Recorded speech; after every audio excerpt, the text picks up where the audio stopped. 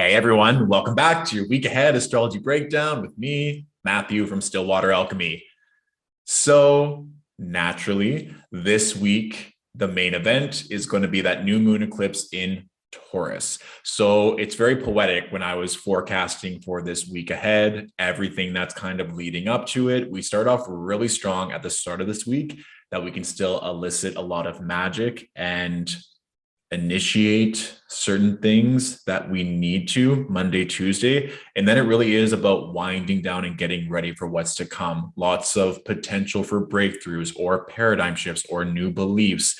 And remember with eclipses, there's lots of different opinions on what they are or what they do. If you think of how you feel during a new moon or a full moon, this is that times 10, let's say, or it's just the amplified energy of what's going on, given that the nodes, the north node and the south node, are also involved in these lunations. So it's just something to be aware of. It doesn't need to be something to stress out about. I've had some clients say that they're really nervous, especially those that have fixed placements, Taurus, Scorpio, Aquarius, or Leo. And again, it's nothing that you can't handle. If anything, a lot of people had a little bit of a meltdown after the Libra full moon, right? And so it's just all working in your favor to support you for what's coming up next. And with that being said, let's hop in and see how we are starting the week, shall we? So we start off on Monday, April 25th, 9 a.m. Eastern Standard Time. So we have the moon in Pisces, which is amazing. So we can see here that there are 5 planets. We have the moon, Mars, Venus, Neptune, and Jupiter. So naturally, look at the house in your chart that is ruled by Pisces, because that's going to be very activated.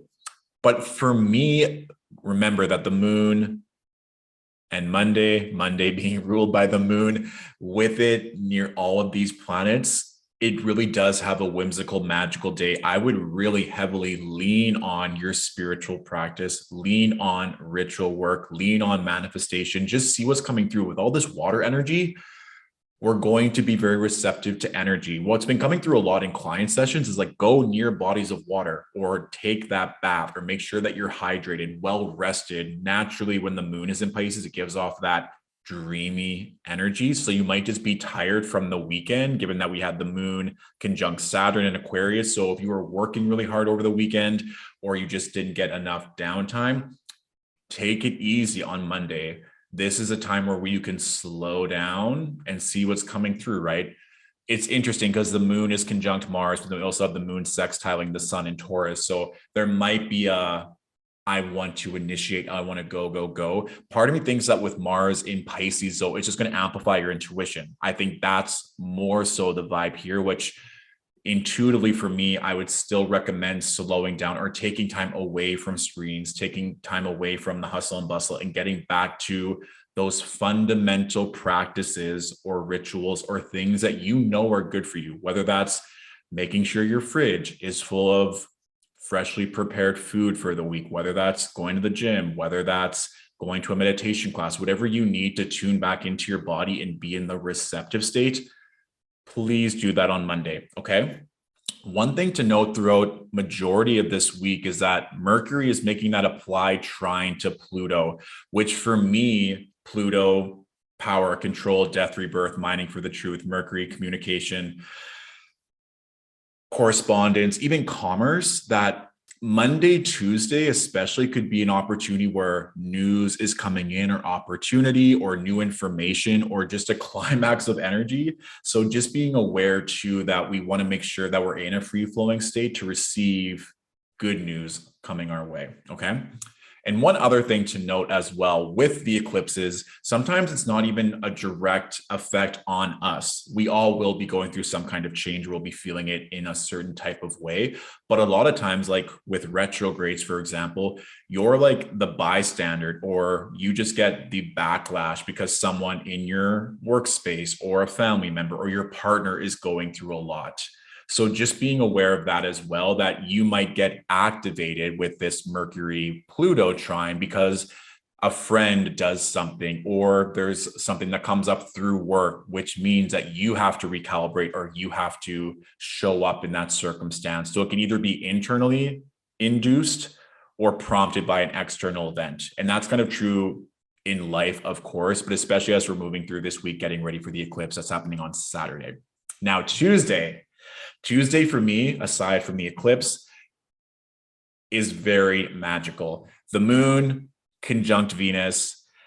This just kind of gives a very dreamy, romantic vibe in the sense that fertility is going to be increased. So what are we wanting to create? Being very aware of our feelings to make sure that they align with what we are wanting to receive, wanting to create.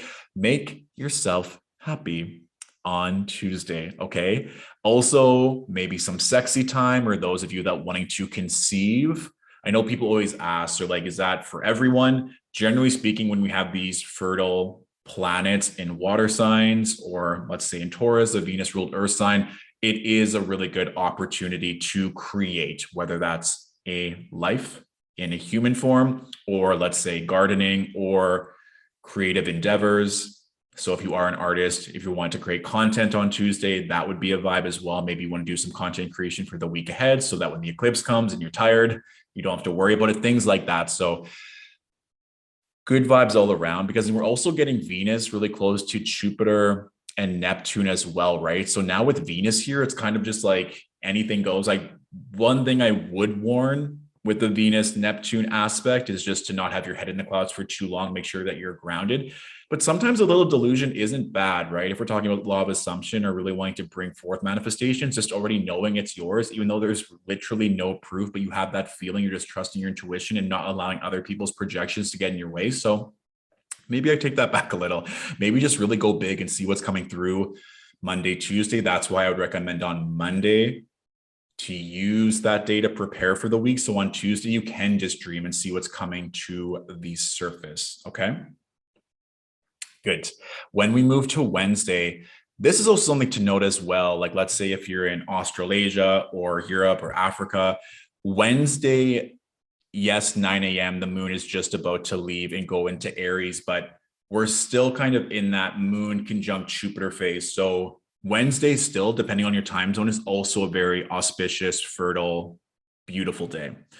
And now starting Wednesday at 9 a.m. Eastern Standard Time, and even a little bit before, we're in that dark moon phase, right? So the moon is within 45 degrees of the sun before that new moon eclipse takes place. So when we're in a dark moon phase, it's often a time of releasing and letting go and just allowing all these things to reset, or kind of a cleaning house type energy, which we would normally do for a new moon anyway, leading up to it. So this can kind of be where you take stock of everything and say goodbye to what no longer resonates.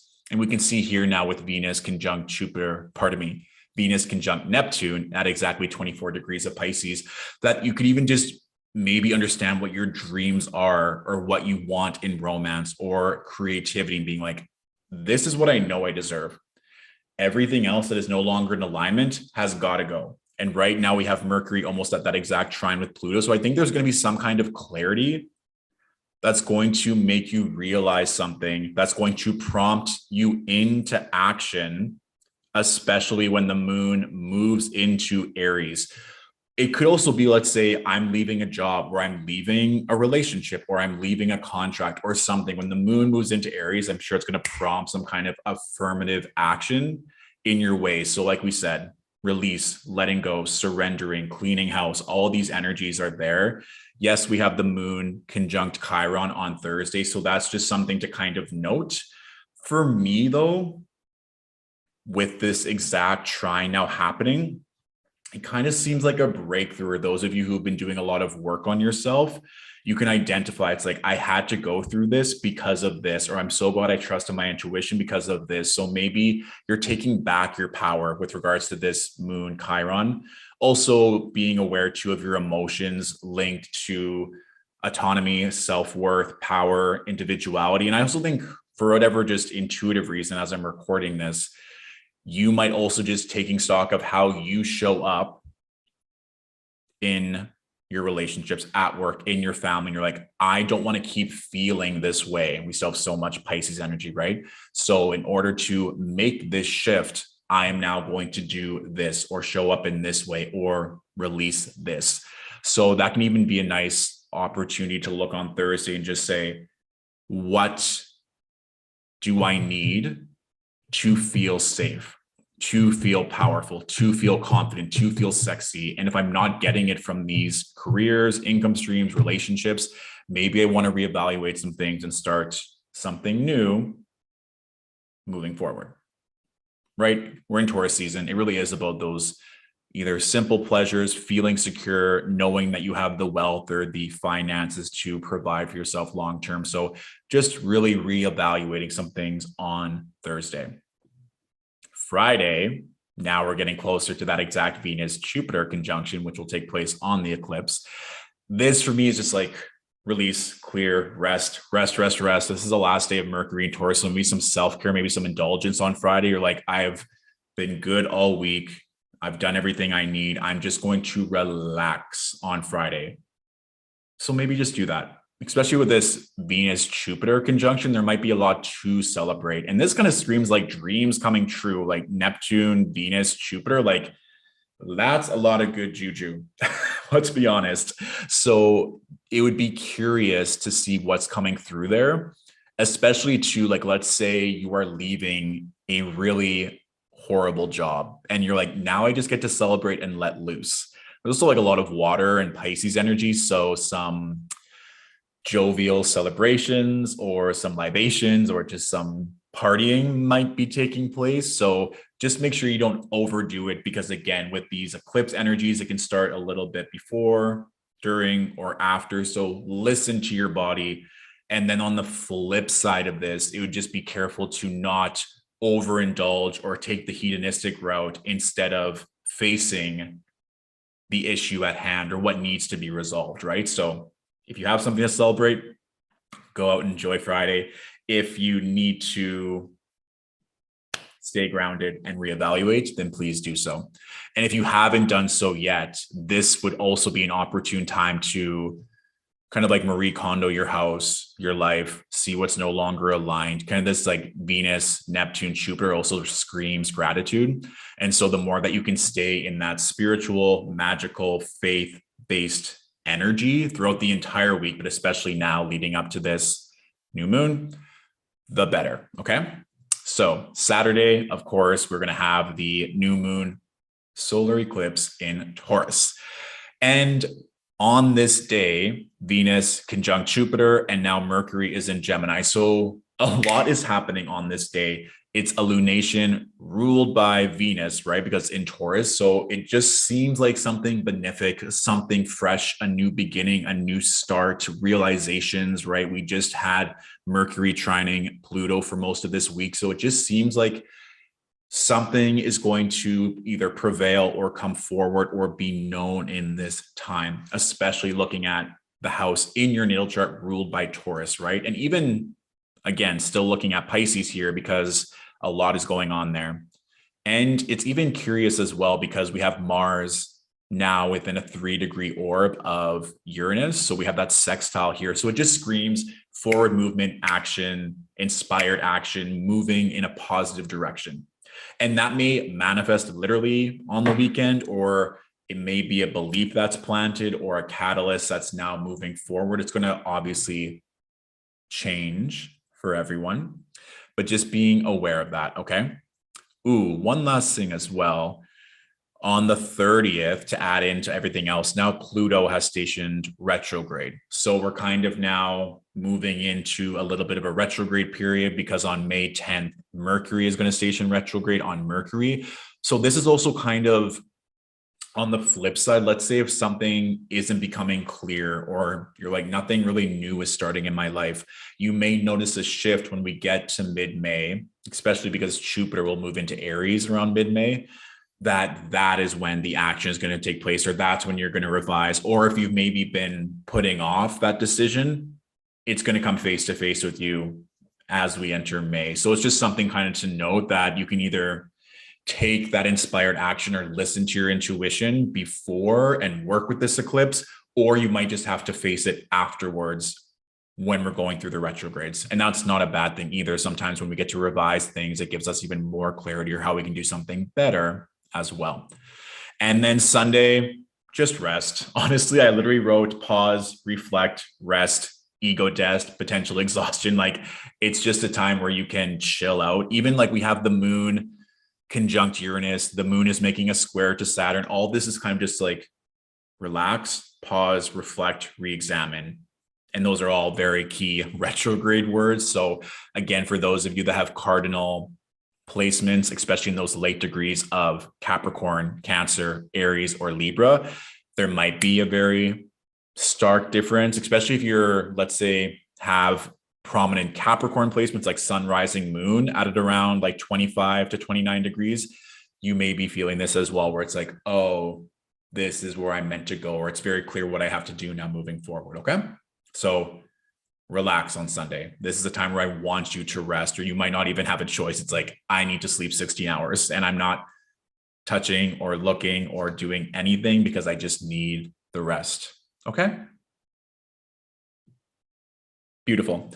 With the Astro question of the week, I got a comment either last video or the video before, and I had someone ask if it's okay to get married during a Mercury retrograde. And the second part to this question was that there were a couple other dates that they were considering around this retrograde, but one wasn't aligned for an emotional reason on that date. And then they didn't want to push it past either June or July. So two things. In that question, the individual said that they intuitively felt very strongly about a certain date, but then they were put off because of a Mercury retrograde. For me, if we're talking about spirituality, law of attraction, if we're in a state of resistance because we think that something is bad, even though our intuition is telling us to trust in the process and to let go, it's kind of like we're already shooting ourselves in the foot a little bit. Like, why would you not trust yourself just because something could be bad? It's like you're already projecting negative energy onto something that you know feels aligned. So in that case, I would say trust your intuition, especially if it's you don't have that much control over the date. If you're looking ahead and can pick the best date, we'll go into that in a moment, then that's a completely different story. But if you're asking an astrologer, whether it's casually or booking in for a consult, it's either this date or this date, and I'm worried about a Mercury retrograde.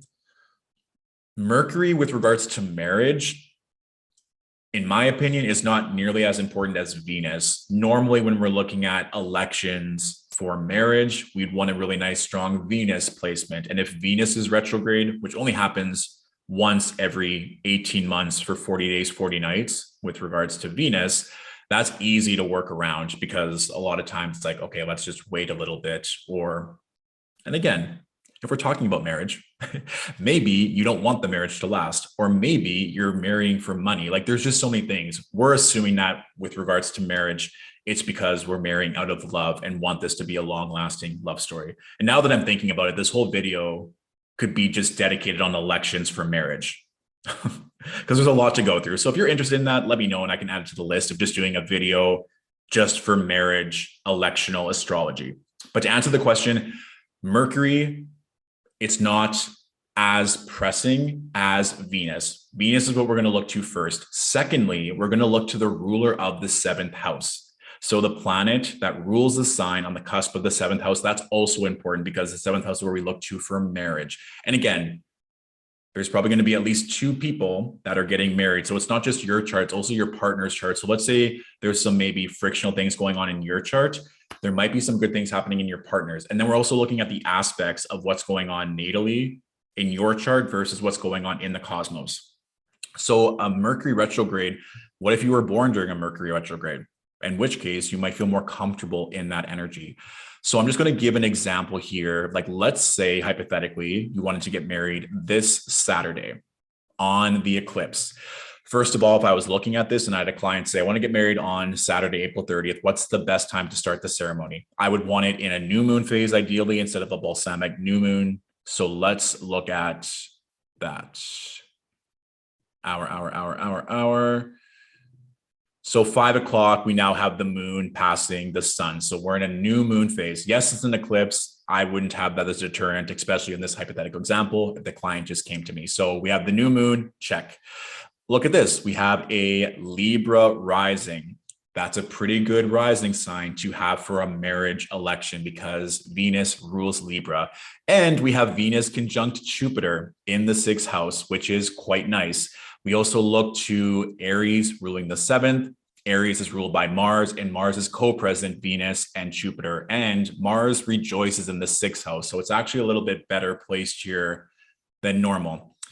So given that this is a day chart, we have Jupiter conjunct Jupiter. I would say that this time in this hypothetical situation would actually be a really nice election to get married under because Venus is exalted in Pisces, it's conjunct Jupiter. The ruler of the 7th is co-present that conjunction and rejoicing. And even in this hypothetical situation, you now have Venus and Jupiter in the 6th whole sign house. So this would denote a marriage that is probably going to be very healthy, especially in the physical sense that both people getting married are going to be physically healthy throughout the entire marriage. We also find physical work and labor in the 6th house. So maybe one person in the marriage works for the other. So let's say one runs a company and their partner helps to manage it.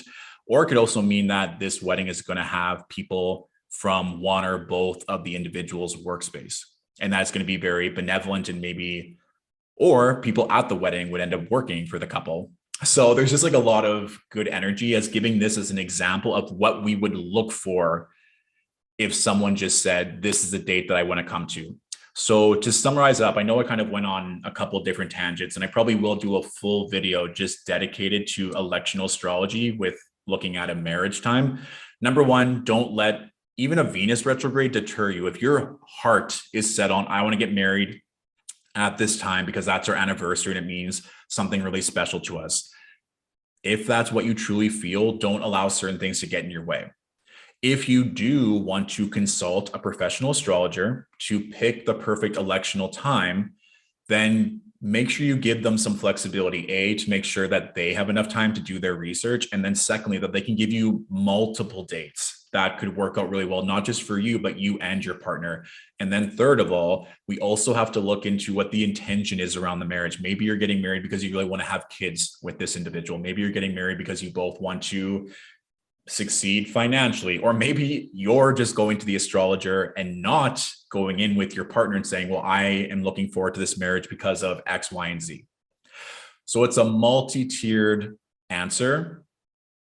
However, I would not delay getting married because of a Mercury retrograde. I think we need to take away the stigma for Mercury retrogrades. About a quarter of people were born with Mercury retrogrades, and that doesn't make them any more or any less of an amazing human being. Okay. Okay, let me know if that resonated. If you are interested in actually having a full video looking at electional astrology with marriage, if that would be something that would interest you, or if you have any follow-up questions about this specific topic, and I can include it in a future video to elaborate if need be. Because I know electional astrology is its own field completely, and we're looking at often transit astrology in the sky. So I trust that resonated with you. Let me know what you're excited about for the week ahead, what has been coming through already this Taurus season, and maybe even circling back after the eclipse to see what came through, especially with that Mercury trine Pluto aspect. It seems very favorable for a breakthrough or just exciting correspondence or news or business, commerce, stock. Something good is going to come from that, which I'm sure will lead into a new chapter or a new beginning because of newfound information or beliefs or paradigms. Okay. Beautiful. Thank you all for watching. Oh, I guess it's a little in the video, but of course I will have workshops regarding eclipse season and then also specifically for the new moon and full moon eclipses. So stay tuned for that. They'll be on the website as per usual, and I'll promote on social media accordingly for those who are curious. Thank you again for watching. Have a beautiful week ahead. Enjoy that eclipse. Get lots of rest in, trust your intuition, and you'll be just fine, okay? Bye for now.